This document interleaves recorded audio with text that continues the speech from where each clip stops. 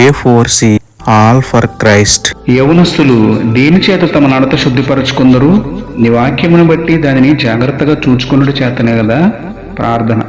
ప్రేమమేడ కృపమేడ మా దేవా, మీ అమూల్యమైన వాక్యమును నాకు ఇచ్చినందుకే మీకే స్తోత్రములు తండ్రి.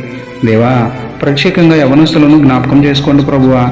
మీ వాక్యం చదివే ప్రేరేపణ ఆసక్తిని వారికి అనుగ్రహించండి. మీ వాక్యంతో అనుదినము మాట్లాడండి. యవనంలో ఎవరు పాడైపోకుండా మీ వాక్యంతో బాగు చేయండి ప్రభువా. మా ప్రవర్తన అంతటిని మీ వాక్యంతో సరిచూసుకుని సరిచేసుకుని కృపను మాకు అనుగ్రహించండి తండ్రి.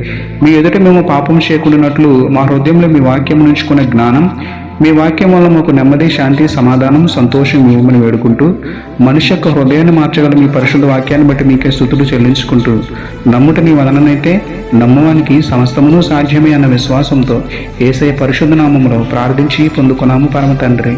ఆమేన్. Praise the lord.